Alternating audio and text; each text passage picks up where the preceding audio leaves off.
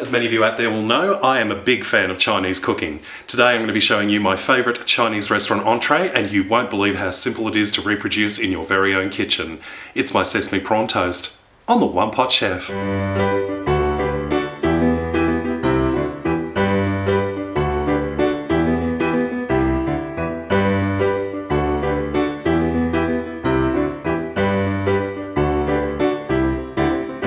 Let's make some sesame prawn toast. This is so easy and absolutely delicious. Everyone's going to love this. Now, first we're going to start with a food processor, and I do highly recommend that you use a food processor because it will give you the best consistency for our mixture. First, we're going to put in 400 grams of prawns or shrimp. I'm using tinned prawns, which I've just drained the brine off. Now, you can use fresh, but personally, when I've made this, I find the prawn mixture is much easier because it's very soft anyway with the tinned prawns. Using fresh prawns, you've got to peel them, you've got to pull the heads off, you've got to do all sorts of other fiddly bits, and it's just a bit complicated. This is so much easier. Next goes in some onions. I'm using some spring onions or shallots or green onions, depending what you call them. 2 just roughly chopped up, just chuck them in. 2 teaspoons of crushed ginger. Feel free to use fresh if you prefer, but I just find the stuff in the jar is that much easier. 1 egg white. 2 teaspoons of soy sauce.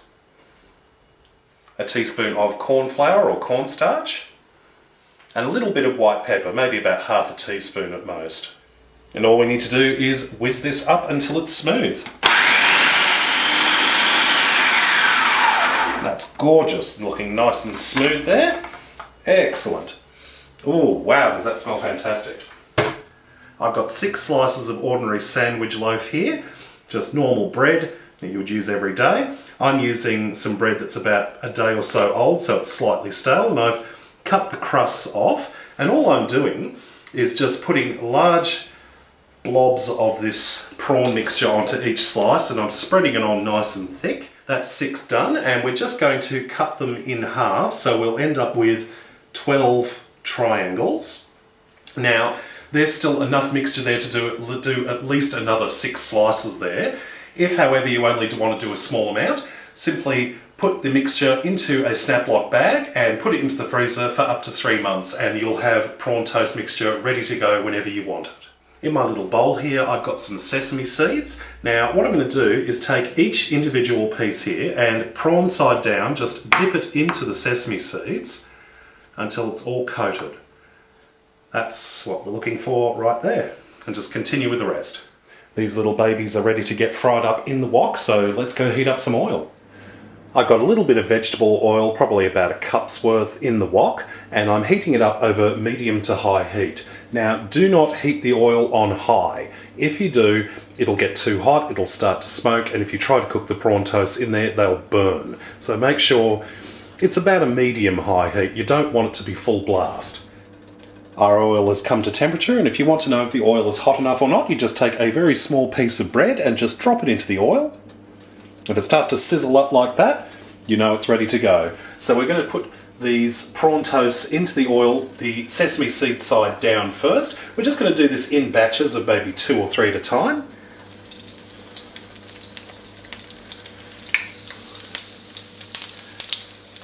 There we go.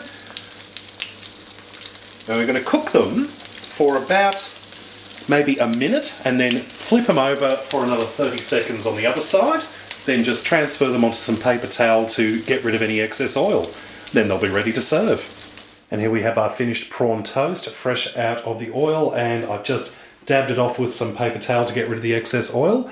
Piping hot, I'm going to dive in right now.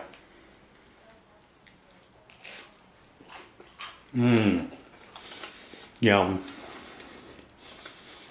So delicious. Of course, you've got the prawn flavour, but you've got that lovely toasted sesame seed flavour. You've got the onions and the ginger. Everything just comes together. It's perfect. Well, I hope you've enjoyed this recipe. Check out my other videos at OnePotChefShow.com. And until next time, see you later.